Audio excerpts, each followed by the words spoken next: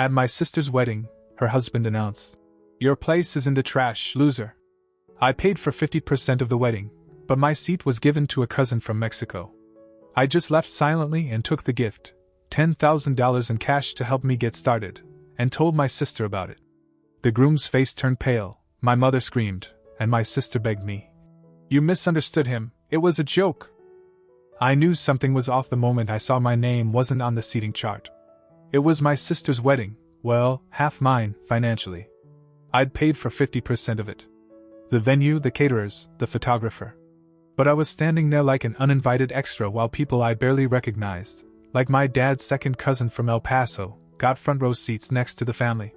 The groom, Jason, was surrounded by his buddies from college, talking like they owned the place. I walked up to him, thinking maybe it was a mistake, maybe they'd just forgotten to assign my seat. He looked at me and smirked, then leaned in and said, not quietly, "Your place is in the trash, loser." No one laughed. It wasn't a joke.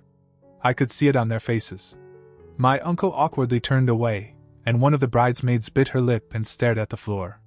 My mother didn't say a word. My dad just adjusted his tie like he hadn't heard a thing.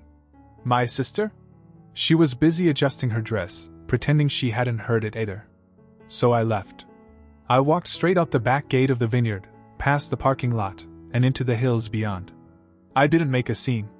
I didn't raise my voice. I didn't even look back. But I did take the box I brought with me. A gift. $10,000 in cash. I'd been saving it to start fresh, maybe finally get out of my parents' basement, maybe enroll in a short course to finish where I'd started years ago before things went south financially. But then I thought, no, I'll give it to her. A real wedding gift. A gesture. A kind one. But not anymore. Instead, I went home, took the box into the garage, opened the lid, stared at the bills for a while, then drove back to the venue and waited until they were done cutting the cake. I didn't go inside. I texted my sister to come out. She looked surprised to see me but smiled like nothing had happened. I handed her the empty gift box and said, "You were supposed to get something special today. But I changed my mind." She blinked. "What? What do you mean?" 10 grand. That's what it was. Cash. Jason walked out right then, laughing about something, but when he saw me, he went silent. My mom came out too, already holding her phone like she thought I was going to cause a scene. She started asking questions, but I ignored her. My sister frowned. "Why would you do that? You let him talk to me like that. After I paid half your wedding." Jason tried to wave it off. "You misunderstood, man. It was just a joke." I didn't answer. Just turned to leave. But then I heard my mother scream. And I mean scream. I glanced back and saw her looking at my sister, pointing at the empty box, at Jason. She looked like someone had just stolen her lottery ticket. My dad had finally come outside too, but he didn't say anything. He never does when it matters. My sister followed me to the parking lot, stumbling in her heels. "Tom, wait, you misunderstood him. It was a joke, please." But I was already in my car. I didn't speed off. I drove away slow, steady, like I wasn't angry. I wasn't. I was done. And I had only just started. Part 2, the debt no one remembered expanded. The day after the wedding, I stayed in bed longer than usual. I wasn't tired, I just didn't want to see the texts I knew were waiting. When I finally checked my phone, I wasn't disappointed. 17 messages. The first was from my mother. "Tom, I just don't understand why you would do that to your sister on the most important day of her life. You embarrassed her in front of everyone. Do you have any idea how that looked?" The rest were variations of the same lecture. About how weddings are about love. About family. About forgiveness. Not one of them mentioned what Jason said. Not one of them asked if I was okay. Jason's message came next. Just one line. "You're lucky she still wants to talk to you after what you pulled." The entitlement was surreal. But I wasn't surprised. By noon, my phone rang again, unknown number. I didn't answer, but the voicemail came in fast. It was my sister. "Tom, I don't know what you think you heard, but Jason was just messing around. He's always like that. You know that. And that money, why would you even bring that up? Who gives cash like that and then takes it back? I didn't ask you to do that." I played it twice. Not once did she say sorry. So I opened my laptop. I've always kept track of things. I learned the hard way that no one remembers what you did for them unless you show them. I had everything: copies of every invoice, email confirmations from the venue, payment breakdowns, even the wire transfer I sent to the florist when she couldn't get approved for the final deposit. Total cost of the wedding, $36,420. My contribution, $18,200. My parents, $12,000. My sister, $6,220. That's what her new life cost me. And she let her husband humiliate me like I was the help who overstayed his welcome. Then I remembered the car. 2 years ago, when she got laid off from that warehouse job and couldn't make it to interviews, I gave her my old Civic and bought myself a used truck. I told her it was temporary. She said she'd pay me back once she got back on her feet. That never happened.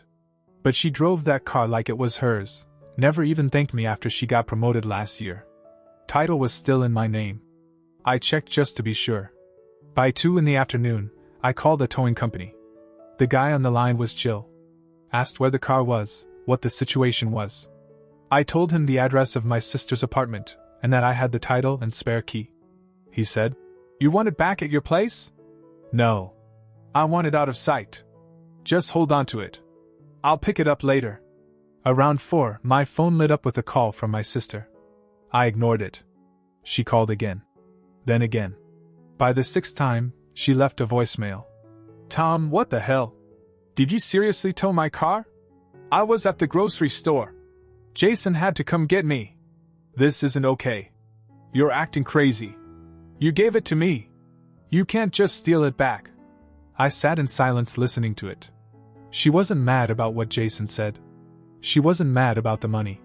She was mad that something was finally taken from her. Then came the text from Jason. "Dude, grow up. You're ruining her life over a joke. Don't ever contact us again if you can't act like an adult." That evening, my dad showed up. Didn't call ahead. Just parked outside and knocked. I could see him through the window, pacing slightly like he didn't even want to be there. I opened the door and didn't say a word. He walked in like it was still his house. Looked around like he was seeing it for the first time. "You need to bring that car back," he said. "She can Uber." He didn't like that. He rubbed his jaw and gave me the kind of look you give a dog that peed on the rug. "You gave it to her." "No. I loaned it to her. There's a difference." He sighed like he had a headache and pointed to the coffee table, where the wedding folder was still open. "What is this supposed to be?" "It's what I paid. Everything. Down to the last dollar." He flipped through it but didn't read anything. Just stared at it like it was offensive. "You're punishing her for what Jason said?" "No. I'm punishing her for staying silent." He didn't argue.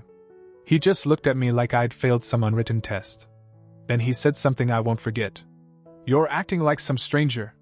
This isn't how family behaves." That part made me laugh. Because when I dropped out of college after my financial aid got screwed and no one offered to help, not even with a couch to sleep on, I didn't see much family behavior then. He left without another word. And that was when I realized I didn't feel guilty. Not even a little. For once, they were the ones scrambling. And I wasn't done yet. 2 days passed with radio silence from me, and it drove them insane. Jason posted some cryptic garbage on his Instagram story about snakes in the grass and jealous people trying to ruin happiness. My sister liked it and added a photo of them smiling on the beach with the caption, "Cutting out toxicity one wave at a time." I don't know who they thought they were fooling. That evening, my mom called again. I didn't answer, but this time her voicemail was calm, almost rehearsed. "Tom, honey. I think everyone's emotions were high. We shouldn't let this small misunderstanding ruin the family. Maybe we can all sit down this weekend and talk, okay? I made your favorite, that blueberry cobbler." It would have been convincing if I didn't know how she operates. She wanted something. Then I got a text from my sister. No apology, no acknowledgement of what happened. Just this. "Can we please work this out before Jason's parents find out? They're asking questions." That made me laugh. They weren't sorry. They were just embarrassed. Worried about optics. The cash I didn't give them was now a hole in their wedding budget, and they probably told Jason's parents it came from generous family support. Must be awkward when that support drives away with your only car. I waited until the weekend. Then I sent a message in the family group chat. First time I said anything since the wedding. Since it seems like we're pretending things didn't happen, here's what I'm doing. I've decided to recover the $8,000 that wasn't paid back from the wedding fund. As the car is legally mine, it covers that value. I'm selling it. If anyone has a problem with that, we can settle it in small claims court. They didn't expect me to go formal. My dad left the group chat. My mom didn't say anything. My sister called within 10 seconds. I answered this time. Tom, you can't be serious. That car is my only way to get to work. I already lost 2 shifts because of you. You can take the bus. You know how dangerous the bus is where I live. So get a lift. Jason's got that new job, right? He doesn't make that kind of money. You should have thought of that before spending 36 grand on a wedding. She went silent for a while. Then, quietly, she said, I didn't think you'd ever turn on me like this. And I told her the truth. When I couldn't make rent 3 years ago, you told me to just get a second job. When I was selling my stuff on Craigslist to stay in school, you sent me memes about grinding harder. You turned on me a long time ago. I just never said it out loud. I hung up. Next morning, Jason showed up at my place. Didn't knock. Just started banging on the front door like a cop raid. I let him knock. Then I called the non-emergency line and reported a disturbance. The cop who showed up was polite, saw Jason yelling from the curb, and asked him to leave. No drama, just paperwork. But I watched from the window while Jason was forced into his car like a sulking teenager. Later that week, I sold the Civic. Got $8,600 for it. Clean title, low miles. Used the cash to finally pay off my last bit of credit card debt and buy a decent laptop to replace my dying one. My parents didn't speak to me after that. My mom tried once, messaging that I'd gone too far, but I ignored her. My dad? Nothing. Just silence, which was the most consistent thing he ever offered. I heard from a cousin that Jason and my sister started fighting over money. Apparently her hours got cut at work, and Jason had put a few charges on a credit card they were trying to pay off before the honeymoon. And me? I was finally sleeping. Peacefully. But I wasn't finished. Because revenge doesn't need yelling. Sometimes, it's just being the one person who stops playing along. The Civic sale changed everything. Not just because of the money, but because it made one thing clear: they weren't untouchable. For the first time in my life, I'd stood up and taken something, and no one could stop me. Not them, not Jason, not the family court of public opinion they all like to sit on. A week passed. Then another. Silence. No texts, no calls, no dramatic voicemails. Just the occasional Instagram story from my sister showing her pretending everything was great, photos of brunch, a blurry concert, a throwback to her bachelorette party with the caption, "Wouldn't change a thing." But behind that, I knew things weren't smooth. I had eyes. Turns out, when you've been the family errand boy for years, you pick up habits. Like remembering login credentials. I never gave up admin access to the shared family Google Drive, the one I set up years ago to organize everyone's files, photos, and tax records. Guess where they uploaded wedding expenses, the honeymoon plans, even copies of their loan approvals for the venue? I didn't touch anything. Didn't change a word. But I read. They'd maxed out a personal line of credit for the wedding. Jason had taken out a loan to cover what he thought my $10,000 gift would finish. When I pulled the money, they defaulted on the honeymoon down payment. They booked flights to Santorini, non-refundable. The resort? Cancelled their reservation after 2 failed payments. The cherry on top? My sister's job hours weren't just cut. She was put on probation. Apparently, someone at work flagged her for using company time to organize her wedding. And then my mom called. Not to apologize, not to acknowledge what had happened. She wanted a favor. Your father and I are helping your sister cover some of the wedding debt. Just until things get better. Could you maybe... She hesitated, trying to find a polite word for bail them out. Chip in? It took me a full minute to respond. I think she mistook the silence for consideration. You want me to pay for more of a wedding I wasn't welcome at? It wasn't like that. Do you remember what Jason said to me? He was just stressed, and you know how men get. No. I want you to say it. Out loud. Right now. She didn't. Couldn't. She just said, "This isn't who you are, Tom." And she was right. It wasn't who I was. Before, I would have caved. I would have taken out a loan, dipped into savings, told myself that family means sacrifice. But now I was watching them squirm. And I liked it. "I'm not giving you a cent," I said. "In fact, I want the $500 back I paid for your rehearsal dinner. You can e-transfer it by Friday." She hung up. That weekend, my cousin Sarah, one of the few people in the family who wasn't two-faced, invited me over for drinks. She told me my sister had been calling everyone, painting me as some unhinged, bitter villain who'd stolen her car and sabotaged her marriage. But then she showed me the texts. Screenshots from my sister begging her to lend money. Same with another cousin. She was working her way through the family, pretending she was the victim of a financial betrayal. Sarah just said, "She's unraveling." Jason started sleeping at his brother's place half the week. Their marriage is a mess. And I didn't feel bad. Not even a little. I left early that night, drove home with the windows down. No music. Just the sound of the wind. Because sometimes the best kind of revenge is quiet. And right now, they were all making enough noise for the both of us. I wasn't planning on seeing any of them again. I figured they'd spiral on their own, and I'd just keep watching from a distance. But then something happened I didn't expect. My parents showed up at my job. It was a Tuesday morning. I'd picked up a contract gig at a local logistics company, just enough to keep me afloat while I worked on launching my own thing, a business I'd been quietly building for months. I'd rented a tiny space behind an auto repair shop where I'd started offering PC builds, parts sourcing, even a little consulting. Word was getting around. My boss came into the back room with a weird look on his face. "There's an older couple out front asking for you. They said they're your parents?" I went out, and there they were. My dad in his church shoes like he thought this was a court hearing, and my mom holding a manila folder like it was evidence. I stepped outside with them.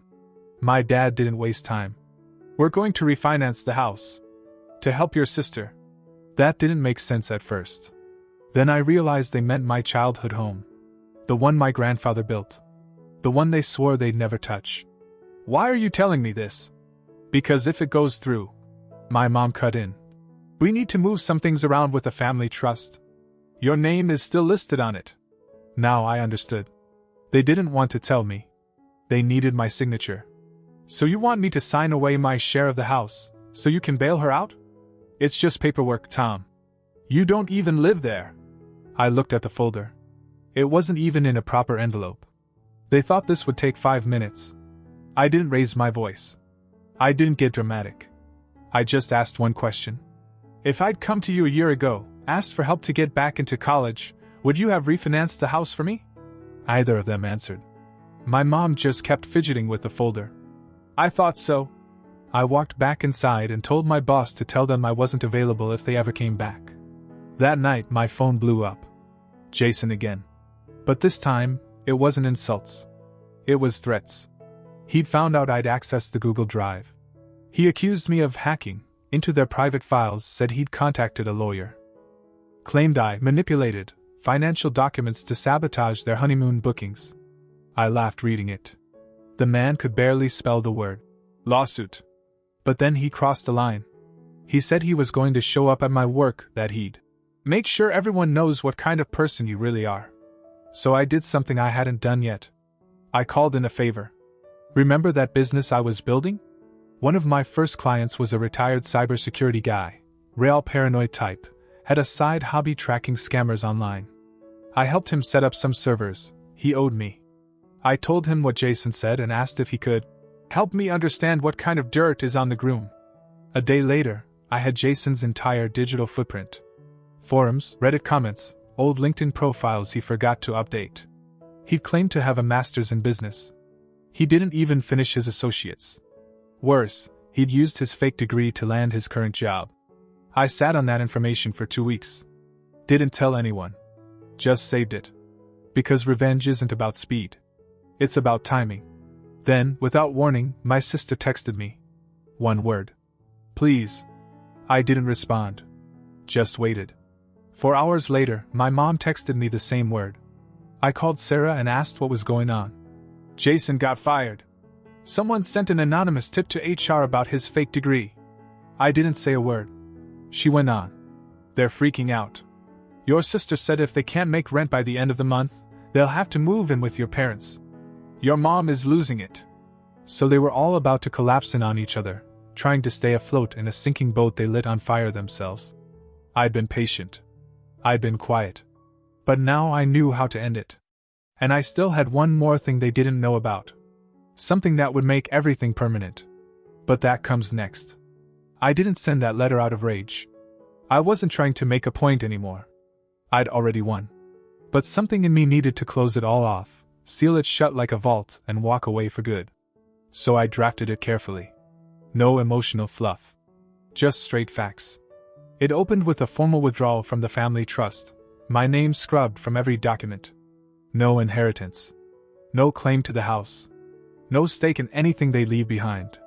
I included a notarized affidavit stating I had no interest in any future shared family property, income, or obligation.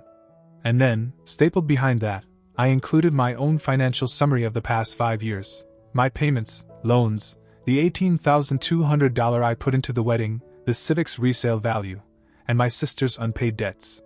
The math was undeniable. They were the ones who had taken. I had simply adjusted the balance. At the bottom, I didn't write a closing line like, sincerely, or, with regret. Just, you chose who you wanted as family. I'm choosing who I want as mine. I mailed 3 copies. 1 to my parents. 1 to my sister. 1 to their lawyer, who I'd found mentioned in one of the wedding vendor contracts. They'd used him for a payment dispute. I wanted it all legal. Traceable. Permanent. And then I disappeared. I blocked their numbers. Changed my email. Got a new phone plan. I even moved out of state a few weeks later, when a business opportunity I'd quietly been building turned into something real. A tech refurb company in Portland needed someone to run operations for their expansion.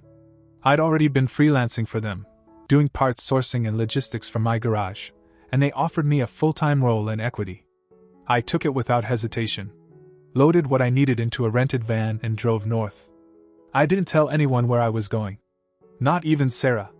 She messaged me a week later. You alive? I sent her a photo of a foggy bridge and a good cup of coffee. Alive. Better than ever. That was it. Back home, everything continued to unravel. Sarah filled me in over time.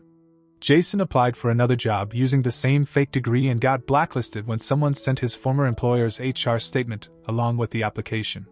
They couldn't make rent anywhere on their own, so my sister had to move into her childhood bedroom, and Jason was crashing at a friend's place. Eventually, my parents did refinance the house. That money was supposed to help them through retirement.